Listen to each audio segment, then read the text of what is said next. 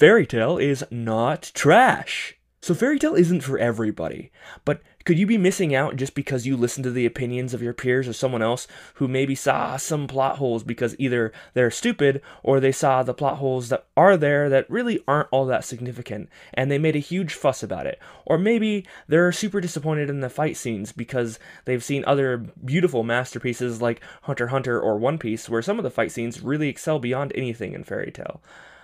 Are you not watching it simply because of these people's opinions and the meme culture on the internet saying Fairytale is trash? Now, by all means, I know plenty of us have given Fairytale a chance, and it's not for everybody. It's not a perfect show, and it has lots of issues, but that doesn't make it inherently bad.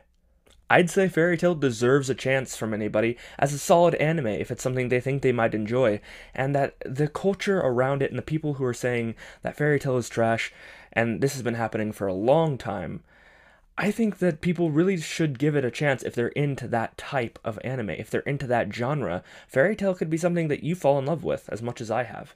Or really plenty of other people. Fairytale has a massive fan base of people who love it to no end. And overall, they're one of the least toxic fan bases across the internet simply because they understand how many people hate anime, and Fairytale, and they're some of the most mild reserved fans on the internet because they understand that their opinion is so disagreed with that it's really put them into their shells, and that's not really fair to them. Fairytale has a beautiful sense of home and family and including the viewer in what's happening. It really involves you in the story and the character development of the main cast. The hype in Fairytale smacks most of shonen. I'd say the hype in Fairytale is done better than the hype in Hunter x Hunter, and at least on par with the hype in One Piece. Of course, One Piece and Fairytale do their hype very, very differently, and I could cover that in a later video. It's been covered by other people, but the point is that Fairytale has its own way of that it does hype, and that is something beautiful. Fairytale does hype better than most things. The Grand Magic Games was some of the most hype things I've ever seen in anime, and it's hated on way too hard because, yeah, the fight scenes and the choreography may not be the most beautiful thing you will ever see, but it's actually not bad, and the hype is far none better than most anything else you'll find in anime. The comedy is pretty up to standard. When it comes to shonen, shonen's not necessarily comedically focused, but the comedy in Fairytale is on par with anything you're going to find in One Piece, Hunter x Hunter, Bleach, or anything along those lines, where it's not going to have a comedic focus, but it'll make you laugh at times. When it comes to waifus and ships, if that's your thing, Fairytale is the shonen anime for you. It has more waifus and more ships than just about any other shonen that has that big of a fan base, that many episodes, that much of a following. The waifu amount in Fairytale is crazy. And on top of that, the ships are good. Juvia and Gray is a wonderful ship. Gajeel and Levy, wonderful ship. Zervis, wonderful ship. Lucy and Natsu, just kind of the main ship? I don't stand. No, it's not a thing. Not for me. I think it's terrible. I'd rather go with Lizana and Natsu. Because I'm a terrible person like that in most of the fan base's opinion. My point is, the things that Fairytale does right, there's not many others that do it so well.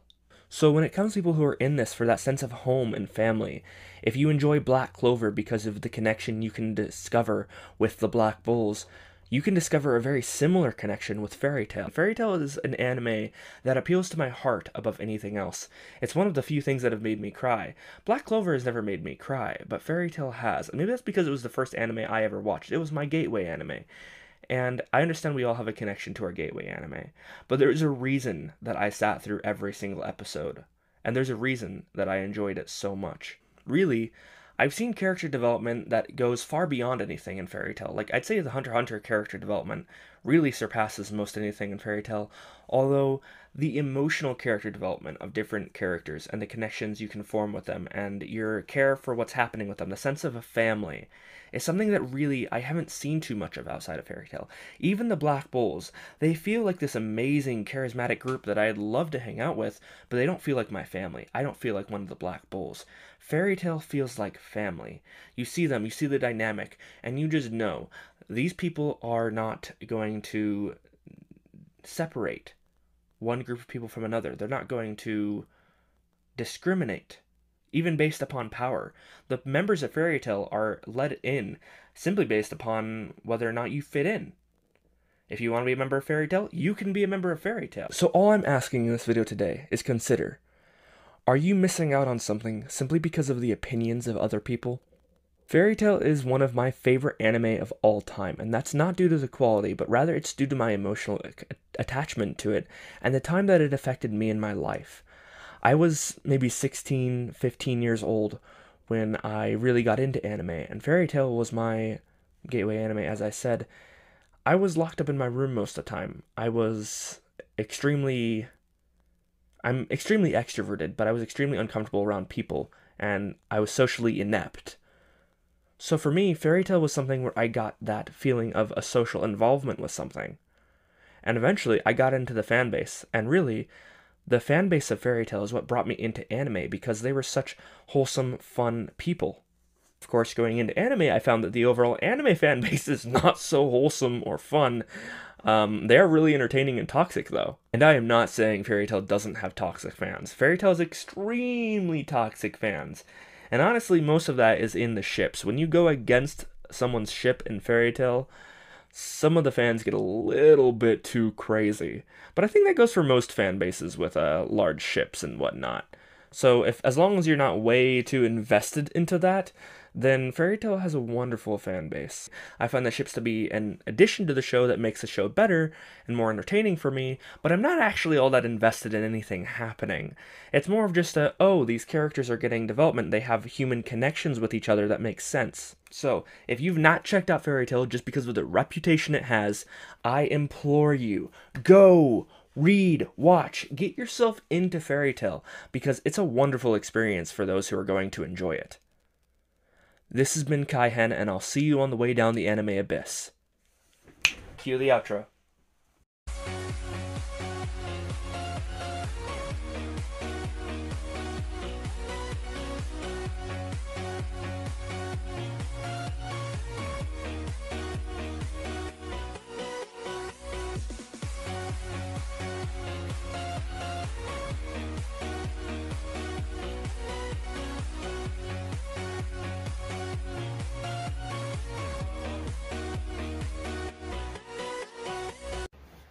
So I was editing this video and I realized I forgot to thank my patrons, and that is a huge sin on my part, so I'm correcting that right here and now.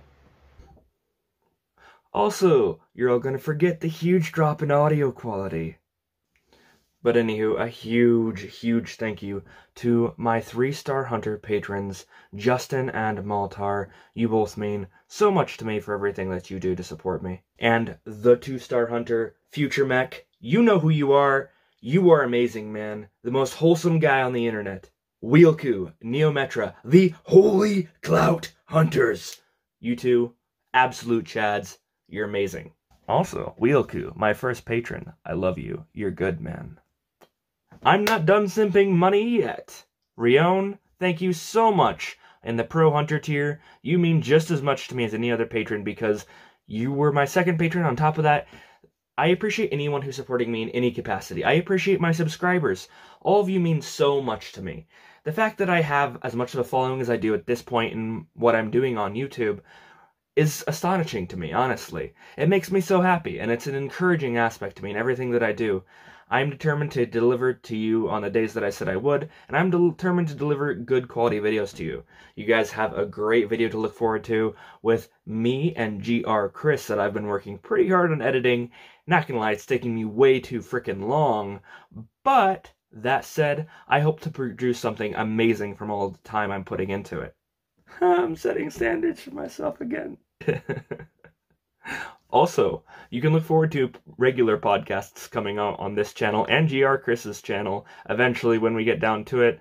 We're definitely going to be recording our first session soon. We'll have guests on the channel. We'll have guests in the podcast. It'll be great. It'll be fantastic. You like my red light? Yeah, I didn't want to change the light bulb back to the normal light bulb for when I record.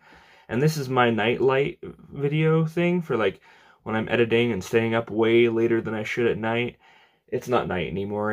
It's early morning, but I'm still awake. Yeah. For the second time, for the last time, I'll catch you on the way down the anime abyss. Frick my life, I forgot Nish, I'm such a piece of shit! Nish, in the Pro Hunter tier, I'm so sorry. I love you. You're amazing. Thank you so much for your patronage. If this was D&D, and I was a warlock, you would give me amazing caveman powers. So, for the third time, for the last time, I'll see you on the way down the anime abyss.